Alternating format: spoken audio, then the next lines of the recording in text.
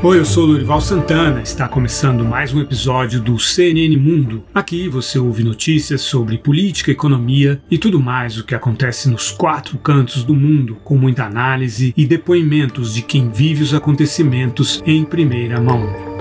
No programa de hoje, a série de reuniões de cúpula do presidente Joe Biden com o G7, OTAN, União Europeia e finalmente com o presidente russo Vladimir Putin. Como a rivalidade com a Rússia e com a China ocupa o centro da estratégia de Biden para angariar apoio no mundo e principalmente dentro dos Estados Unidos. Teremos os depoimentos de Tiago de Aragão, pesquisador sênior do Centro para Estudos Estratégicos e Internacionais da Universidade de Georgetown e diretor da consultoria Arco Advice, direto de Washington, e de Helena Lazaru, pesquisadora associada do Instituto Chatham House de Londres e coordenadora da Unidade de Políticas Externas no Serviço de Pesquisas do Parlamento Europeu, direto de Bruxelas. Mais de 350 profissionais de saúde na Indonésia contraem Covid depois de tomar as 2 vacinas da Coronavac, numa região onde 90% dos casos são da variante Delta, a variante indiana. O Japão reduz os números de casos novos de Covid e segue adiante com os planos de realizar os Jogos Olímpicos de Tóquio com público e com relaxamento das restrições por enquanto.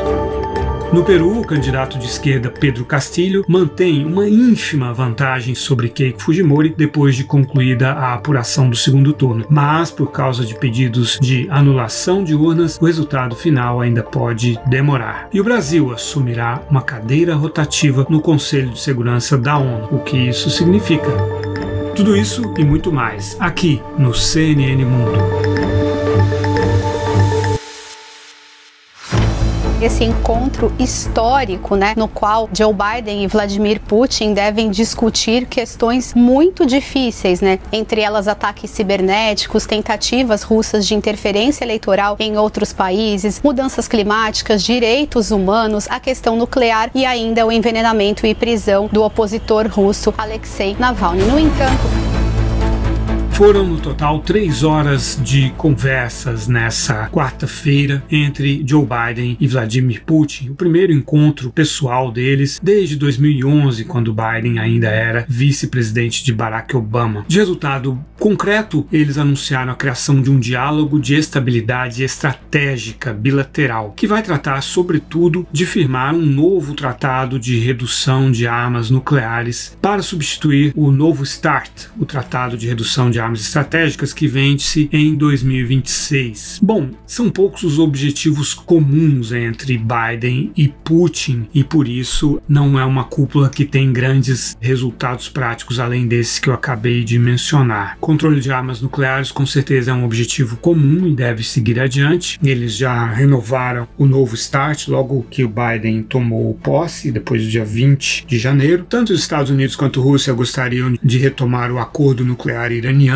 que o Donald Trump rompeu, mas, como nós vamos falar nesse programa ainda, vai ser eleito provavelmente o presidente muito conservador no Irã, o Ebrahim Raisi, o que deve dificultar muito esse objetivo. No Afeganistão, a Rússia pode ajudar a evitar o colapso do governo afegão com a retirada dos militares americanos, e é praticamente isso que eles têm em comum. Quais os objetivos de Biden nessa cúpula? Ele queria manter o Ártico como uma zona livre de armas nucleares, mas a Rússia vem concentrando equipamento militar avançado no Ártico para proteger a costa norte da Rússia e abrir uma rota de navegação da Ásia para a Europa, aproveitando o degelo causado pelo aquecimento global. Ataques cibernéticos, um tema muito importante para o Biden, e as campanhas de desinformação, inclusive aquelas que ajudaram Donald Trump a se eleger em 2016. Os Estados Unidos dizem que esses ataques e essas campanhas vêm da Rússia. Biden apresentou 16 áreas críticas de infraestrutura que os Estados Unidos não aceitam que sofram ataques.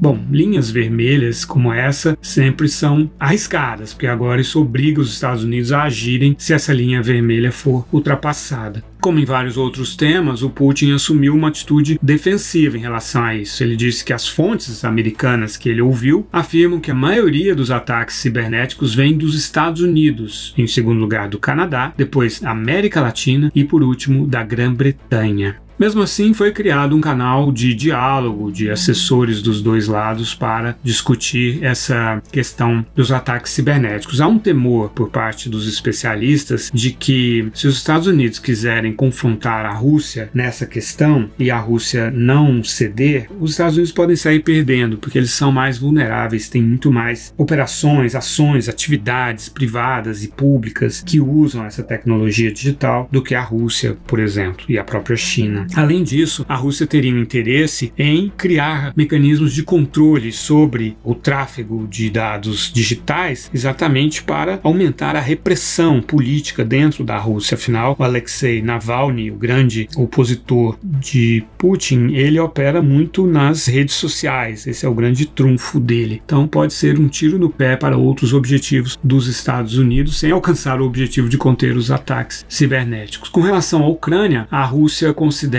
que a anexação da Ucrânia em 2014 é um fato consumado. A visão do Putin é de que, em 2014, o então presidente ucraniano Viktor Yanukovych, que era aliado de Putin, sofreu um golpe de Estado, mesmo depois de aceitar todas as exigências da oposição.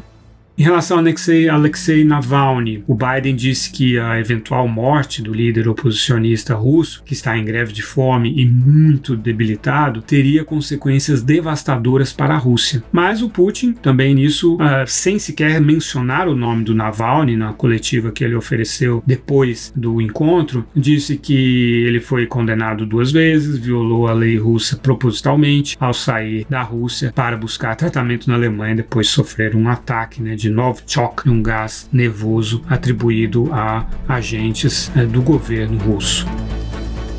Sobre direitos humanos, que foi uma outra cobrança do Joe Biden, na coletiva, Putin disse que não quer que na Rússia prisões e mortes como as que ocorreram nas manifestações do grupo Black Lives Matter, as manifestações depois da morte de George Floyd, ocorram na Rússia como aconteceram nos Estados Unidos no ano passado. Ou seja, ele compara com distúrbios, enfrentamentos com a polícia e mesmo a invasão do Capitólio. Ele mencionou também as prisões ocorridas por causa da invasão do Capitólio este ano, compara isso com a repressão pura e simples que existe na Rússia. O Biden fez referência a isso, disse que a comparação é ridícula, que na Rússia o que as pessoas marcham é por liberdade. Eles trataram também de Síria e Líbia. A Rússia poderia ajudar nesses 2 países, mas há objetivos divergentes, alinhamentos divergentes também em relação aos Estados Unidos. Quanto aos objetivos de Putin para esse encontro, eles foram muito mais simples. Primeiro, elevar o perfil internacional do Putin ao simplesmente se reunir com Joe Biden. Isso ele conseguiu com a simples realização da cúpula. Outro objetivo de Putin seria a retirada das sanções dos Estados Unidos e da União Europeia contra a Rússia. Isso não deve acontecer porque ele não vai ceder em relação à Ucrânia, que é a causa dessas sanções. Mas ao menos ele pode evitar novas sanções. Os 2 embaixadores, americano e russo, voltarão respectivamente para Moscou e Washington. Eles tinham saído depois de conflitos por causa da expulsão de jornalistas americanos da Rússia e a exigência dos Estados Unidos de que 2 plataformas de propaganda da Rússia se registrassem como veículos estrangeiros. E aí houve então essa convocação dos embaixadores respectivos. Eles devem voltar e, portanto, isso deve criar um diálogo mais estreito entre Estados Unidos e Rússia. Como disse o Biden, isso é importante para evitar que haja um confronto por um mal-entendido, por um acidente, um confronto acidental entre os 2 países. Esperava-se que a reunião tivesse 4, 5, até 6 horas. Ela durou 3 horas e, ao ser perguntado sobre isso, o Biden disse que ela foi mais curta do que esperada porque foi uma conversa profissional, focada, num ambiente positivo, construtivo. Esses foram adjetivos usados também pelo Putin. Os 2 elogiaram bastante a atitude um do outro e o ambiente da reunião. O Biden garantiu que eles exploraram em detalhes todos os temas que estavam sobre a mesa. A primeira reunião durou 1h30, foi com a presença apenas do secretário de Estado americano e do ministro das Relações Exteriores russo, e depois houve um break de 20 minutos e uma reunião de 1h07 mais ampla com os assessores dos 2 lados. Total, cerca de 3 horas. Os jornalistas nas 2 coletivas, primeiro com Putin, depois com Biden, perguntaram muito se foi criado um clima de confiança, se um confia no outro. O Putin respondeu citando Tolstói, aspas, "Não há felicidade na vida, só vislumbres. Acho que nessa situação não pode haver confiança familiar, mas vimos alguns vislumbres, disse o Putin. Já o Biden foi menos literário. Ele disse assim: não é questão de confiança, mas de interesse próprio e de verificação do interesse próprio. O Biden presenteou o Putin com um óculos aviador do modelo HGU-4P, que é usado pelos pilotos da OTAN. Não é aquele óculos de aviador que o Biden usa, que é um óculos vintage, mas é um óculos que os militares da OTAN, os pilotos, usam. Isso me deu a impressão de que o Biden quer que, quando o Putin se lembre dele, lembre-se de que por trás do Biden está a OTAN. E isso ele procurou garantir no fim de semana anterior à cúpula, com a reunião com a OTAN, na qual colocou a Rússia e a China como grandes adversários dos Estados Unidos e dos seus aliados europeus e também asiáticos. A gente ouve agora o depoimento do Thiago de Aragão, de Washington. Olá a todos, aqui é o Thiago de Aragão, direto de Washington. Sou pesquisador sênior do CSIS, Think Tank aqui, e diretor da Arco Device para estratégia. Bom, a participação do presidente americano Joe Biden nas cúpulas do G7, na reunião da OTAN, também conversando com Putin em Genebra, essas reuniões elas marcam uma presença maior do Biden no cenário internacional, visando o fortalecimento daquilo que ele considera extremamente importante para sua política externa, que é a reorganização do multilateralismo. Biden entende que para várias questões, não só relacionadas à China, mas também relacionadas a questões ambientais, não há força suficiente para os Estados Unidos seguir de uma forma sem a participação dos aliados. Então, uma política multilateral é mais esperada a partir do início do governo dele, e essas reuniões, essas cúpulas, elas basicamente inauguraram essa posição e essa postura do Biden. No G7, além de trazer a questão do B3W, que seria uma espécie de alternativa à Rota da Seda chinesa, onde países desenvolvidos ajudariam a desenvolver infraestrutura e criar linhas de crédito para países que têm necessidade. O objetivo frontal ali é criar uma alternativa contra a China para que os países eles não se sintam sem opção na hora de buscar linhas de crédito chinesas. Ao mesmo tempo, Biden ele trouxe questões relevantes, como a de impostos para empresas grandes, principalmente na área de tecnologia, que eu acho que isso dificilmente vai andar para frente, até porque vários dos países parceiros, como o Reino Unido, possuem paraísos fiscais, como as Ilhas Caimã, etc. E o próprio Estados Unidos, o estado do presidente Biden, Delaware, é um estado muito importante, considerado por muitos, pelo volume de imposto que se paga lá, como um paraíso fiscal também. Em relação à Rússia, a conversa com Putin, ela tem mais o objetivo de apaziguar um pouco os dois lados, até porque a Rússia não é prioridade para os Estados Unidos, mas nunca vai deixar de ser um dos top 3 temas mais relevantes da política externa americana. Primeiro que, quando um dos temas centrais de embate entre os dois países são os ataques cibernéticos que partem da Rússia contra os Estados Unidos, e por mais que os Estados Unidos apresentem evidências ao Putin, ele nunca vai aceitar de que esses ataques eles partem com orientação governamental. Um desses grupos mais famosos, o Cozy Bear, que fica na região de São Petersburgo, é acusado frequentemente pelos Estados Unidos de estar vinculado à FSB e à GRU, que são órgãos de inteligência russos, por mais que o Putin negue isso e vai seguir negando. Então, qualquer tipo de parceria, cooperação cibernética vai partir de uma problemática grande, que é a premissa de que os ataques eles partem com orientação estatal, que é a visão americana, e os russos eles vão seguir negando isso o tempo que for necessário. Com a União Europeia, os Estados Unidos eles querem voltar a ter uma relação de cooperação e de aliança muito forte. A União Europeia, quando ela está num ambiente econômico favorável, ela tem uma postura mais americana, mais de alinhamento com os Estados Unidos. Isso muito tinha a ver também com a presença do Reino Unido dentro da União Europeia. Desde a saída do Reino Unido e, ao mesmo tempo, por conta do Covid e das dificuldades econômicas que a União Europeia passa, existe uma pressão sempre grande dos membros para ter laços mais fortes, principalmente comerciais, com a China. Isso é algo que aconteceu no fim do ano passado, num acordo que foi firmado entre a União Europeia e China, e dificilmente a União Europeia vai abrir mão desse tipo de cooperação com a China simplesmente porque os Estados Unidos querem. Agora, no âmbito de direitos humanos, a União Europeia sim vai fazer uma pressão ao lado dos Estados Unidos contra a China, mas sempre com a cautela para não perder as oportunidades econômicas e comerciais que eles querem desenvolver mais e ampliar mais com a China.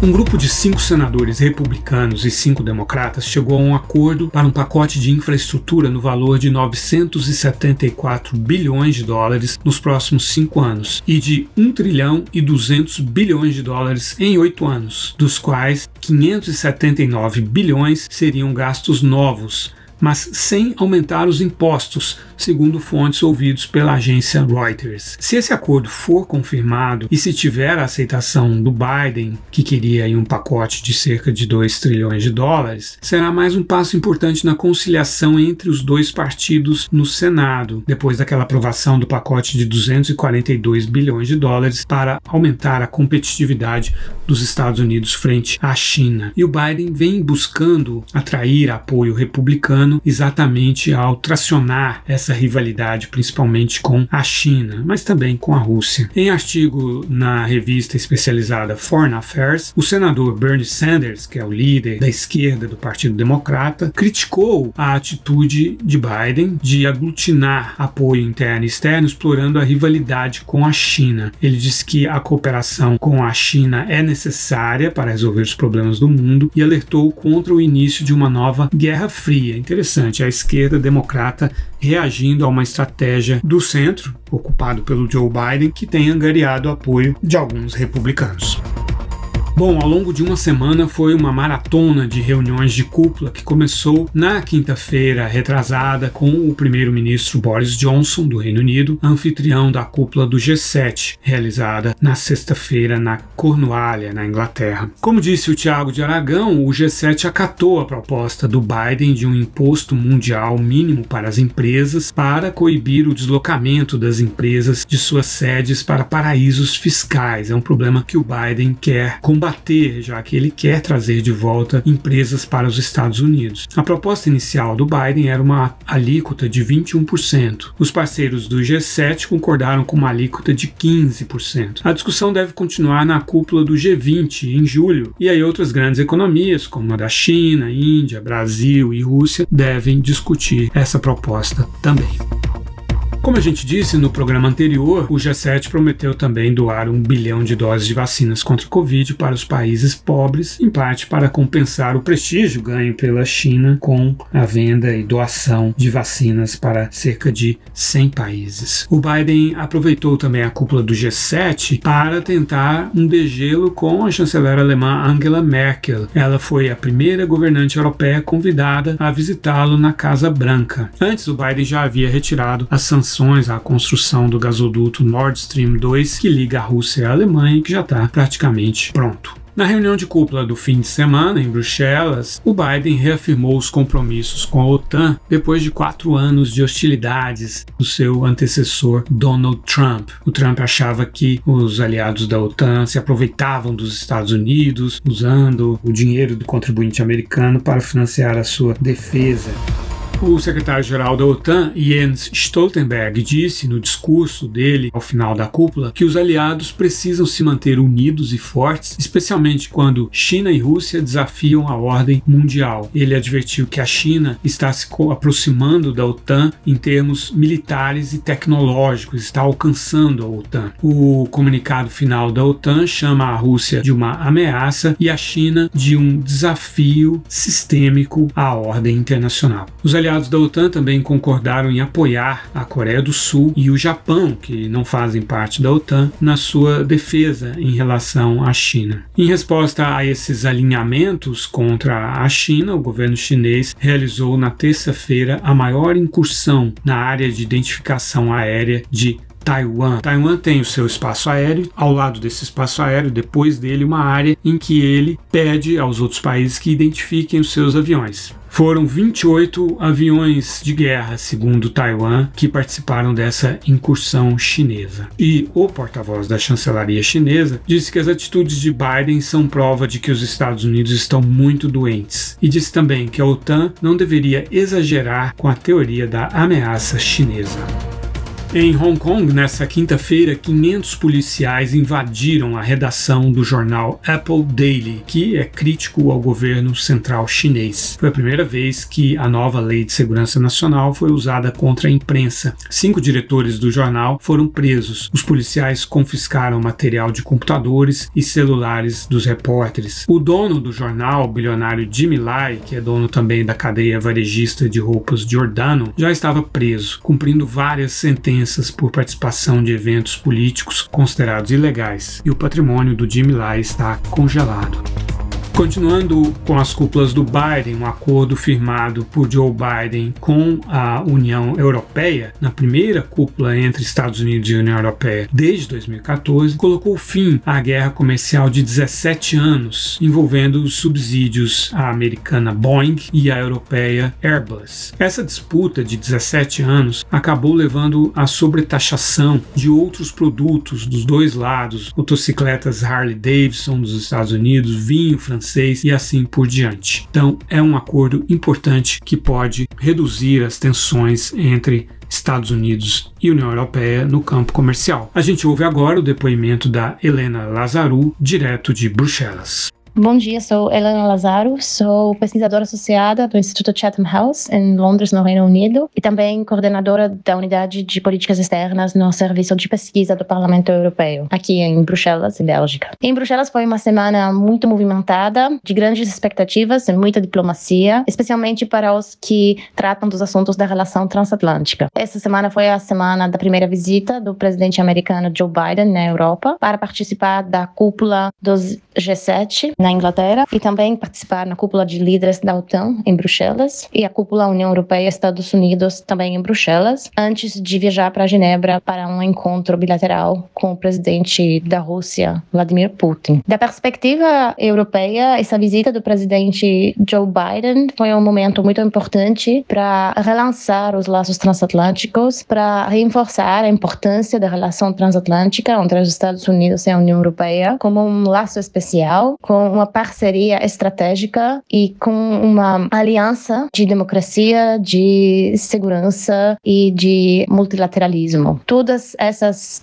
perspectivas da relação entre a União Europeia e os Estados Unidos passaram uma crise, eu diria, durante a presidência do Donald Trump, que em vários momentos se pronunciou escéptico sobre a União Europeia em si mesmo, que exprimou várias dúvidas sobre a parceria especial da União Europeia com os Estados Unidos, principalmente na relação comercial, onde ele, em vários momentos, considerou a União Europeia um inimigo comercial e que também se mostrou bastante escéptico sobre o multilateralismo e as instituições internacionais, as instituições globais, como a OTAN, por exemplo, que, na verdade, são um foco principal da política externa da União Europeia. Então, enquanto a União Europeia foca na promoção do multilateralismo, no reforço dessas instituições multilaterais na política externa da União, o presidente Trump, em vários momentos, mostrou sua tendência de descartar o multilateralismo, saindo, por exemplo, do Acordo de Paris sobre o clima, se pronunciando escéptico sobre a OTAN, etc. Dos principais acontecimentos das cúpulas desses dias foi a confirmação dos Estados Unidos do seu compromisso com a OTAN, a confirmação da relação comercial entre a União Europeia e os Estados Unidos com uma resolução do problema de tarefas no setor de aeronáutica. Também importante e talvez o mais interessante para os analistas da política externa é que todas essas cúpulas foram finalizadas com pronunciamentos comuns entre a União Europeia e os Estados Unidos na abordagem sobre a Rússia e a abordagem sobre a China,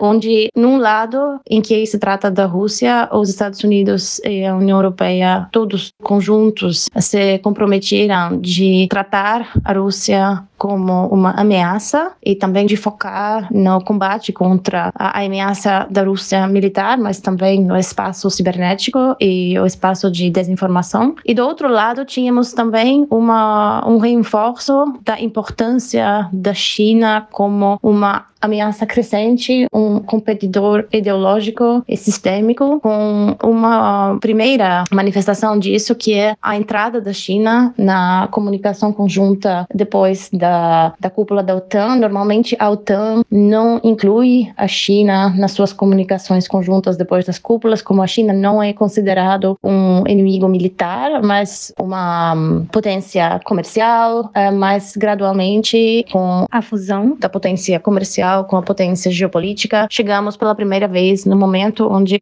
ambos os Estados Unidos e a União Europeia, os 21 Estados-membros da União Europeia que fazem parte da OTAN, concordam que neste momento a China apresenta ameaças que também podem ser vistos como ameaças de segurança, então dentro do campo de competência da OTAN, e isso significa que ambos, a União Europeia e os Estados Unidos, vão reforçar a importância das suas estratégias de segurança na região Indo-Pacífica, cooperar mais com as grandes potências democráticas dessa região, por exemplo, a Índia, a Coreia do Sul, Japão, para avançar juntos numa tentativa de contenção da potência crescente da China. Último ponto, tem que ressaltar a importância da tecnologia em todas essas cúpulas, G7, OTAN, União Europeia, Estados Unidos, e essa ênfase na tecnologia, no desenvolvimento dos esforços transatlânticos de atender um alto nível de capacidade industrial no setor de tecnologia tem tudo a ver com a competição com a China,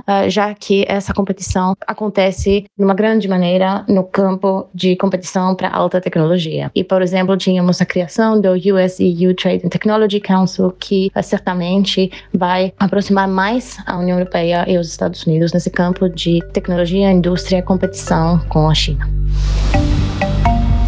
Na Indonésia, mais de 350 profissionais de saúde converteram o vírus da Covid depois de terem sido vacinados com 2 doses da Coronavac. Isso aconteceu no distrito de Kudus e, segundo as autoridades, 90% das pessoas contaminadas nesse distrito, que está sofrendo um surto de coronavírus, são contaminados pela variante Delta, que foi identificada primeiro na Índia. A maioria desses profissionais de saúde ficou sem sintomas, mas dezenas deles tiveram que ser hospitalizados e sofreram queda da saturação de oxigênio. Essa é uma informação que precisa ser mais investigada e que levanta então preocupações com relação à eficácia da Coronavac diante da variante Delta, que é a variante indiana.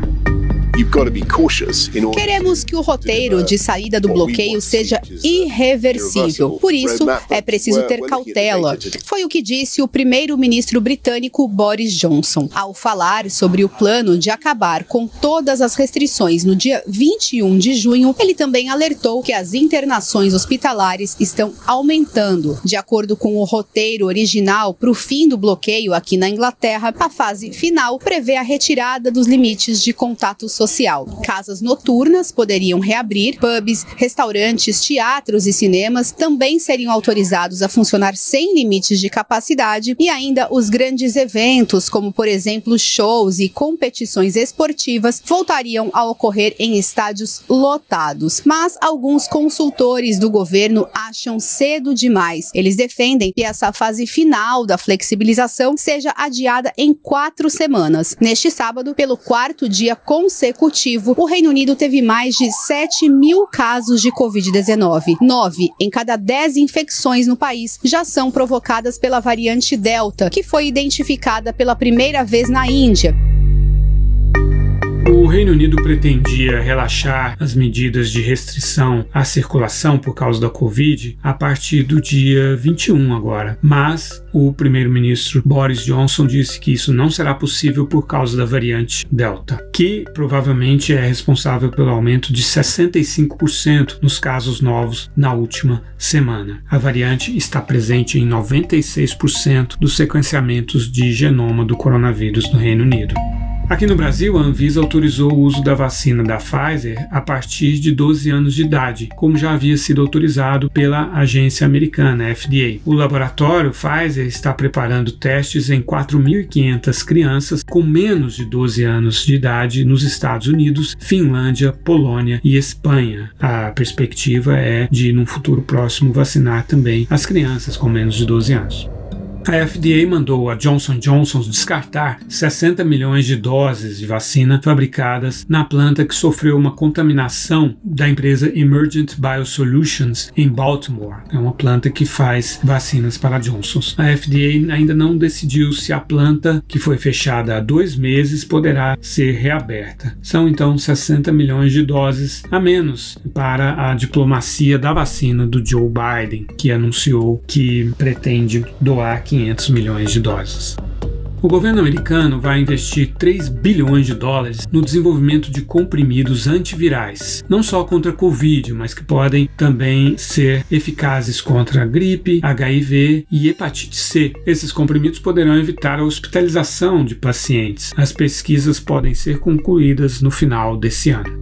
Na França, o Hospital Universitário Méditerranée, em Marsella, que é dirigido pelo guru francês da hidroxicloroquina, o Didier Raoult, sofreu uma batida policial na segunda-feira. Isso por causa de uma investigação iniciada em 2019 sobre uso indevido de verbas. No hospital não se usam máscaras nas reuniões e 7 profissionais foram contaminados entre março e abril. Um técnico teve que ser reanimado e um médico residente internado. Um funcionário do hospital universitário alegou que a batida ocorreu agora porque a equipe estava prestes a apresentar provas de eficácia de um medicamento à base de hidroxicloroquina. Ainda na França, o governo pôs fim ao uso obrigatório de máscaras ao ar livre e antecipou em 10 dias o fim do toque de recolher.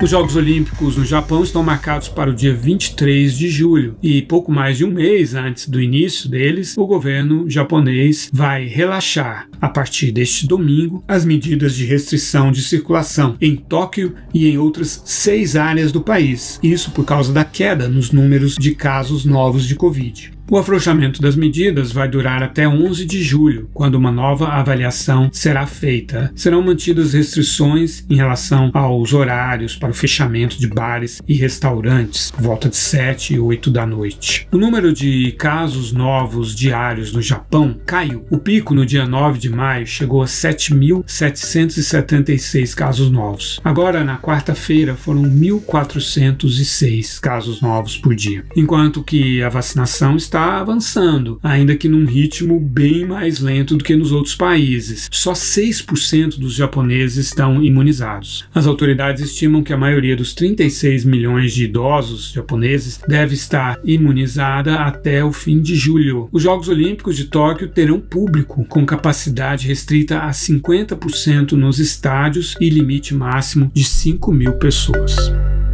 O Instituto para a Economia e Paz, com sede em Sydney, na Austrália, divulgou o Índice Global da Paz, que é um monitoramento em 163 países e territórios. Constatou que, dos 50 mil conflitos violentos registrados no ano passado, 5 mil tiveram relação com a Covid. Isso inclui distúrbios e confrontos com a polícia por causa de toques de recolher e outras medidas de restrição da circulação. O jornal Wall Street Journal fez um levantamento que mostra que o número de mortes por Covid em todo o mundo, somente este ano, já superou todo o ano passado. Este ano já morreram oficialmente, com casos registrados, 1.883.000 pessoas por Covid. Em todo o ano passado foram 1.880.000. É claro que o número real é bem maior quando a gente considera o excesso de mortes, inclusive no Brasil, que é mais de 60%. Então, se no Brasil o número oficial é em torno de 500.000 mortes, o número real está por volta de 800.000 mortes, se a gente considerar o excesso de mortes. Começou hoje um novo lockdown em Santiago, capital do Chile. Com as novas restrições, bares e restaurantes não podem atender clientes. As escolas não terão aulas presenciais e está valendo um toque de recolher entre as 10 horas da noite e as 5 da manhã. O número de casos confirmados de Covid no país aumentou nas últimas 2 semanas, apesar de mais da metade da população estar vacinada. Bom, no Chile, 45% da população já está imunizada e 75% já recebeu pelo menos a primeira dose. Mesmo assim, o governo chileno anunciou um lockdown na região metropolitana de Santiago, onde vivem mais de 7 milhões de pessoas. Isso por causa do aumento de casos de Covid nos últimos dias e o colapso do sistema de saúde. O Chile realizou eleições para governadores de regiões no domingo e a centro-esquerda ganhou 8 das 11 regiões que ela disputava no segundo turno das eleições para governador. A centro-esquerda vai governar um total de 10 das 16 regiões chilenas. A coalizão Chile Vamos, do presidente Sebastián Piñera, ganhou em apenas uma região. É mais uma derrota do presidente depois das eleições constituintes em que a centro-esquerda e a esquerda se saíram melhor do que a direita. Agora vamos falar das eleições no Peru. foram contados 100% dos votos e o Pedro Castilho, de esquerda, professor, líder sindical, rural, ficou com 50,1% dos votos, enquanto que a Keiko Fujimori, de direita, líder da oposição, disputando a eleição pela terceira vez, ficou com 49,9%. A diferença entre os dois é de apenas 48.220 votos num universo de quase 19 milhões de votos. Mas o Pedro Castillo ainda não foi declarado oficialmente presidente eleito, porque o Jurado Nacional de Eleições está examinando 1.090 pedidos de anulação de sessões eleitorais. Desses pedidos, 942 foram apresentados pelo Partido Força Popular, da Keiko Fujimori, e 148 pelo partido vencedor, Peru Livre, do Pedro Castillo. Em 2016, o resultado também foi muito apertado. O Pedro Pablo Kuczynski derrotou a Keiko Fujimori por 50,12%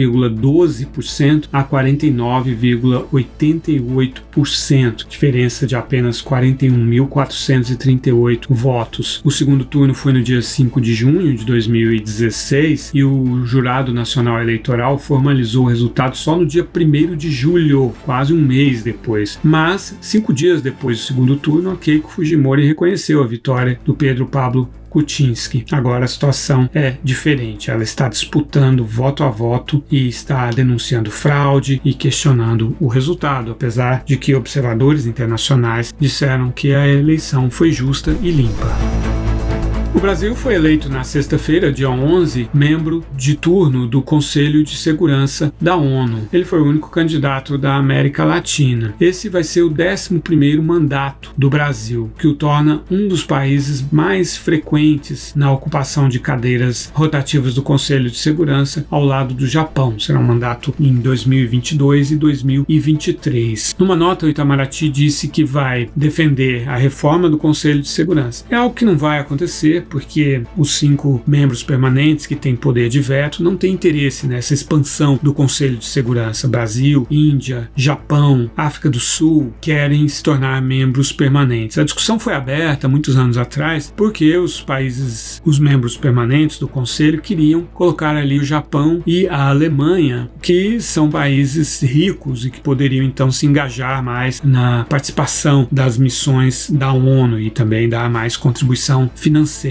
Mas quando entraram na discussão Índia, Brasil e África do Sul, eles perderam o interesse na discussão. Mas é bom o Brasil levantar essa questão porque eleva o perfil do Brasil. O Itamaraty disse também que quer incentivar as missões de paz da ONU, o que é excelente também. O Brasil tem tido um papel importante em algumas missões de paz, principalmente a do Haiti. Eu acompanhei ali a ação dos militares brasileiros que comandavam a missão da ONU no Haiti. Fui lá em 2004, 2010, 2012, e é importante para os militares brasileiros porque eles aqui acabam aspirando a se torna uma concorrência saudável, o desejo de muitos oficiais e até soldados e enfim, todas as patentes de participar da missão de paz, que significa um aperfeiçoamento profissional, e é bom para os militares brasileiros pensarem nessas coisas de ordem profissional em vez de se ocupar com coisas políticas que não têm a ver com as Forças Armadas. E a participação do Brasil no Conselho de Segurança também é uma oportunidade para participar de discussões internacionais, dos grandes temas internacionais, discussões adultas, sérias, que acabam arejando a política externa brasileira, que está precisando desse contato com o mundo real.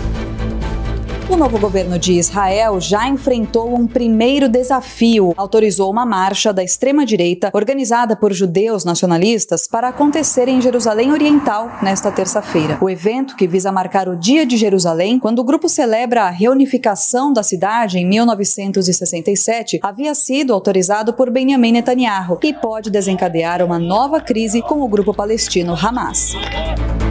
Na segunda-feira, tomou posse o novo governo de Israel, chefiado pelo primeiro-ministro Naftali Bennett, que havia sido aprovado no domingo, na véspera, por apenas um voto, 60-59, na Knesset, o parlamento israelense, que tem 120 cadeiras. O agora ex-primeiro-ministro Benjamin Netanyahu, que ficou no cargo durante 12 anos e agora lidera a oposição, prometeu fazer de tudo para desfazer essa aliança que ele disse que é perigosa para Israel. O primeiro desafio do governo foi uma marcha de ultranacionalistas que havia sido marcada para o dia 10 de maio e foi cancelada por causa daquele conflito armado com Hamas. Ela foi inclusive uma das causas do conflito com os palestinos e foi remarcada para terça-feira. E aí havia uma questão do trajeto que essa marcha teria. É uma marcha anual para comemorar a tomada de Jerusalém Oriental na Guerra dos 6 Dias, em 1967, e a reunificação, portanto, de Jerusalém. Eles queriam entrar pelo portão de Damasco, que é uma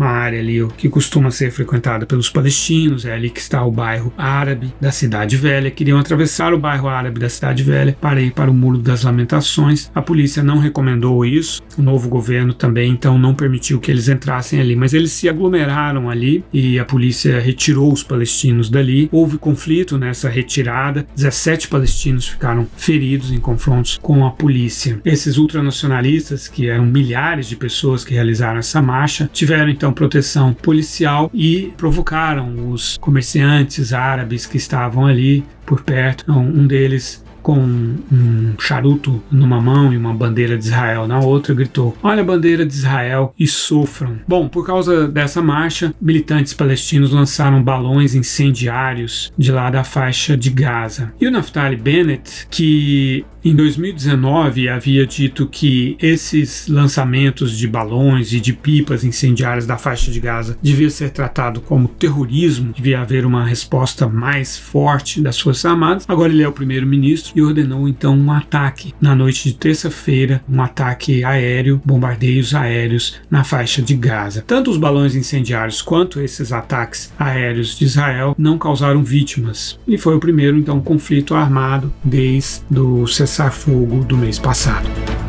Por último, o Irã realiza eleição presidencial nesta sexta-feira, dia 18, e deve ser eleito o ultraconservador Ebrahim Raisi. Ele que é contrário às negociações com os Estados Unidos, do acordo nuclear. Ele enfrentou o presidente atual Hassan Rouhani nas últimas eleições, é presidente da Corte Suprema e é apoiado pelo líder espiritual Ali Khamenei. O Conselho de Guardiães, que está sob comando indireto do Ali Khamenei, vetou todos os candidatos que eram competitivos para facilitar a eleição do Ebrahim Raisi. Com essa eleição, ficará tudo mais difícil na relação do Irã com o Ocidente.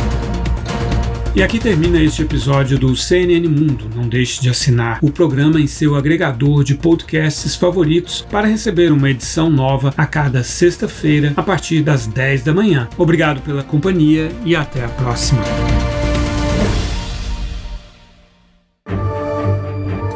Com a apresentação de Lourival Santana, este podcast foi produzido pela Maremoto para a CNN Brasil. Pauta e apresentação, Lourival Santana. Pesquisas sonoras, Daniel Miller e Thaís Ilhéu. Produção, Lourival Santana e Danilo Santana. Edição e sonorização, Murilo Lourenço. Coordenação geral, Paula Weinberg. Coordenação de produto, Verônica Schneider. Coordenação editorial, Diego Toledo. Direção de jornalismo digital, de Daniel Tosi. Você também pode ouvir o CNN Mundo no site da CNN Brasil e aproveite para conhecer os nossos outros programas em áudio. Acesse cnnbrasil.com.br/podcasts.